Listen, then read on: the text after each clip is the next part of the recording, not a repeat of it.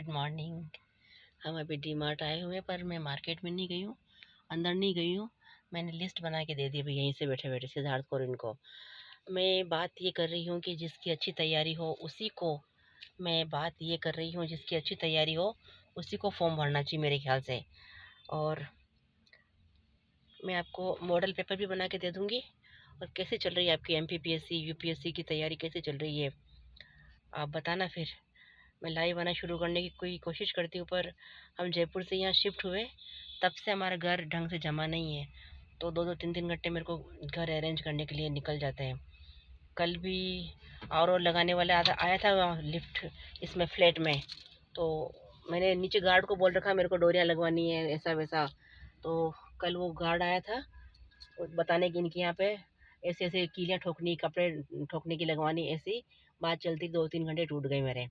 और फिर जो सिद्धार्थ को पढ़ाया था कोयला कहाँ से निकलता है, पेट्रोल कहाँ से निकलता है, कोयला कब निकलना शुरू हुआ, वनस्पति की क्या बोलते हैं, वनस्पति जब बहुत ज़माने पहले समुद्री जीव दब गए थे और उसके बाद से पेट्रोल मतलब जो खदानें खुलती है, तो उसकी वजह से ऐसा टॉपिक है मतलब ये।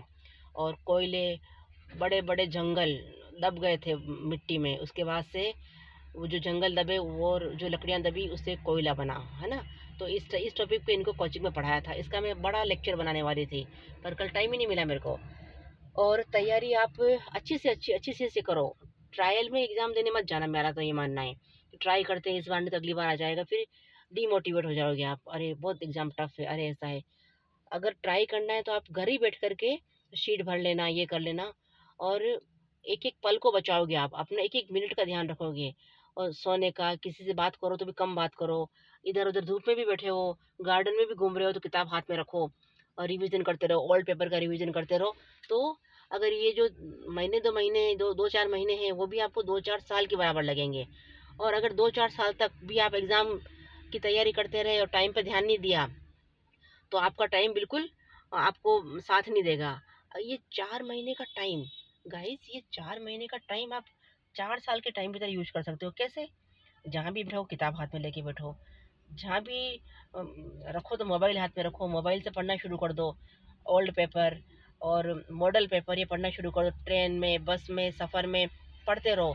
तो जैसे अभी चल रहा है, कौन सा महीना चल रहा है, जनवरी, फरवरी, मार्च, अप्रैल और मई। मई में लगभग एग्ज़ाम होती है। मई में भी अभी 4 महीने बाकी है, मई, जून, जुलाई और अगस्त, यानी कि जो मेन एग्ज़ाम होने के लिए 8 महीने बाकी है। बहुत लंबा टाइम है। दिन रात लगा करके आप ये काम करो, अपना व्यक्तिगत काम जहाँ तक हो सके खुद कर लो। रुमाल मोजे खुद धो के डाल दो, एक डोरी बना लो कि हाँ भाई मुझे फटाफट यहीं धो के डाल देनी हो सके तो। अगर सुविधा मिल रही हो, घर में कोई कर कर देता हो, या आपके कोई लॉन्ड्री वाला आता हो, तो आप उसे दे सकते हैं, कहीं हॉस्टल में रहते हैं तो। ये अगर आप साल बचा लोगे, तो आने वाले इंसान 100 साल मान के चलो, अभी आप 25 साल के हो, मान लीजिए आप 25 साल के हो, 100 साल इंसान की उम्र रहती है। आने वाले 75 साल आपके हुए, आने वाले 75 साल आप आराम से जी पाओगे, आराम से आप सब कुछ निर्णय लोगे, एक अच्छी पोस्ट में रहोगे, एक माइंड खुल जाएगा आपका। पढ़ाई का मतलब यही नहीं होता है कि आपको नौकरी मिल गई साहब, नौकरी मिल गई पैसे आने लग गए, ये कोई मतलब नहीं होता है। पढ़ाई से आपको और जागरूकताएँ आती। कई बार मुझे नौकरी करने का मौका नहीं मिला, पर मैं बहुत छोटी उम्र में एमएड हो गई थी। तो मेरी ये पढ़ाई मेरी दैनिक जीवन में भी बहुत काम आई। दैनिक जीवन में बहुत काम आती है। एक पढ़ा लिखा इंसान रेस्पेक्ट करता है, अनपढ़ इंसान हर छोटी छोटी बात पर झगड़ने की सोचता है।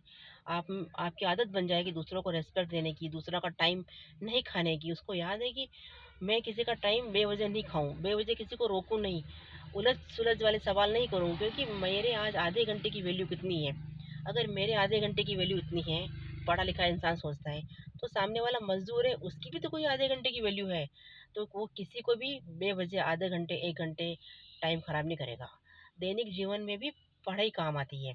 तो कहने का मतलब ये है कि आप जिसकी भी एग्ज़ाम की तैयारी कर रहे हो, कॉम्पिटिशन एग्ज़ाम की तैयारी कर रहे हो आप, तो आपको क्या करना है कि सबसे पहले आपको अपना टाइम सेव करना सीखना है। अगर आपने टाइम सेव करना सीख लिया, टाइम बचाना सीख लिया, अपना अपना टाइम फालतू जगह खर्च नहीं करना। आपने देखा, अभी मैं मॉल में नहीं गई हूँ, आपके लिए लेक्चर तैयार कर दिया मैंने। अच्छा टेक केयर भाई, देखो डी मार्ट में नहीं गई हूँ, डी मार्ट में सामान लिस्ट बना के दे दी, वो ले आएंगे। अच्छा टेक केयर भाई, आप भी ऐसे समय को बचाओ और सदुपयोग उपयोग करो समय का। ठीक है, नेक्स्ट वीडियो